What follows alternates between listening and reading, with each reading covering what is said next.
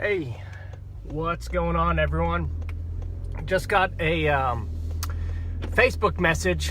A gentleman named Jose messaged me and said, hey, here you're the guy to go to for follow-up campaigns. And the deal is I don't really create a lot of one-off follow-up campaigns anymore for anybody. Just because, I'll be honest, just because it's a little time consuming and I'm focusing on other stuff right now. But I wanted to tell you guys how to create a good follow-up campaign for your leads and what not to do. It's actually really, really simple. I'll give you the guidelines. I'll tell you also what not to do, and then you can just put the words to it. I'll even give you one or two things you can do that'll help convert some more leads. So I'm going to start by telling you a story about the gym this morning. So I'm at the gym this morning just walking on the treadmill. We now have a personal trainer that comes to the house. So now when I go to the gym in the morning, I just walk the treadmill, try to burn some extra calories because I know I'm going to overeat. Shoot, if I look in my car right now, here's a half finished bag of jelly beans. And then also in there is, let me search for it. A full bag of family-sized sweet tart jelly beans. So I've got a problem, right? So I'm at the treadmill. I'm on the treadmill, knowing that I'm going to overeat tonight and all day long. So I'm walking on it, and there's this guy who's in the gym, and he's always in the gym, and I'm sure he's a super nice guy, but he never, ever stops talking about what he's going to eat, about what he has eaten, about what he thinks about, what he's doing, like every detail of his life. And I turned up my headphones as high as I can, and I still couldn't drown him out. And because he was on the treadmill next to me talking to another gentleman. And I finally, this is all the time. Every time I walk in, I'm like, I'm going to hear this guy's whole, everything he's done in the last 24 hours and everything he plans to do. And I don't know why, but it frustrates me. So I just turned up my headphones as high as I could. But because he was right by me, I couldn't get away. So I ended up just busting out early. I left the gym early. I know that's weird. That probably makes me a bad person. I get it, but I'm just being completely honest with you. Because I think there's a lot of people like me when it comes to email and text follow-up and stuff like that, where eventually, if you're doing it wrong, it just becomes noise and people turn it off. And if people turn it off, it's not working, right? A follow-up campaign is only working if people are actually reading the emails or not unsubscribing, right? If they unsubscribe or whatever it is, then it's worthless. It's as if it does not exist. So the main key to creating a good follow-up campaign is making sure that it's just not noise that people want to turn off. And then there's a couple other things you can do to make it more effective, like create curiosity, add some value, that type of thing. So the last thing in the world you want to do, translated into your world, is just sending a string of emails or text messages or phone calls that say, well, how about now? This is Tuesday. Okay, I'll try back tomorrow. This is Wednesday. How about on Wednesday? Would you like to sell your house on Wednesday? Right? Because people are just going to turn that stuff off. So let's talk about what you should do. Because you don't want to fall into that trap where you're just noise. And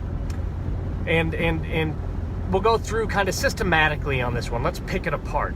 Number one, why will people stop answering calls, stop answering emails, stop looking at emails or text messages? Well, the same reason they hide stuff from you during a sales call or mislead. It's sales pressure.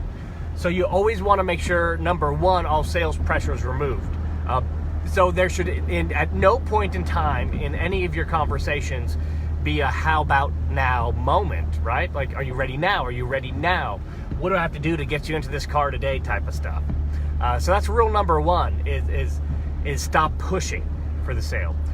Number two, you want to create curiosity with every message. Curiosity, not just about this message, but about the next message. Kind of like TV show cliffhangers, where they're going to open up the next message too. Or just, if there's curiosity in even just the headline, so they open up the message, that will work too. Number three is value. People will always take something of value. Think about coupons. Like, people value coupons. So if you go and you give out coupons, like you could go with a stack of coupons for like Barbie dolls. But if it's 99% off of a Barbie doll, I bet you people who don't even buy Barbie dolls, if those even still exist, would take the coupons because there's value there. It's like, well, I might not use it now. I might not ever use it. But hey, there's value there. I'll take the coupon. I want that in case I ever do need it. So you want to create value. So those are the 3 main points I use when creating a follow-up campaign is stop pushing for the sale because that'll shut them down quickly.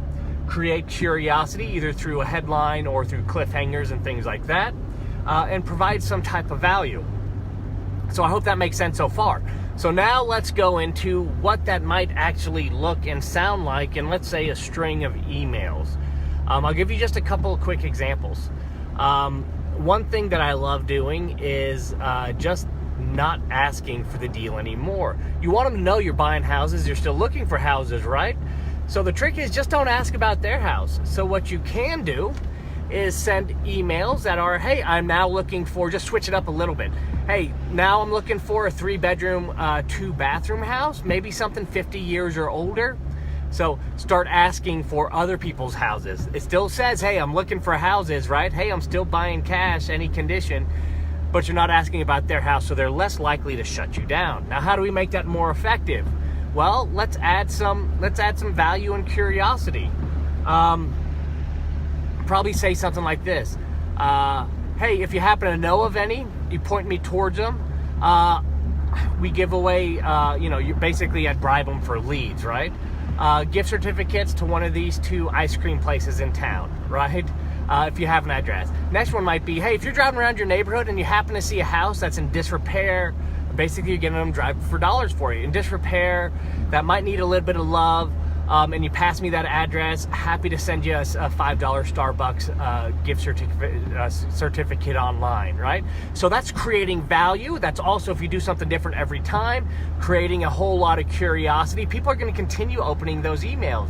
You can even add like, oh, P.S. if you ever get around to, I'm assuming you sold your house, but if you ever have another one you want to sell or have any family members, those qualify too. And happy, if I buy your house, I'll give you this too, right? So you're always tossing that in, and you're always providing that value. Another way of providing value is if you just think about where they are mentally at any point in time, right? You could just help them with those problems.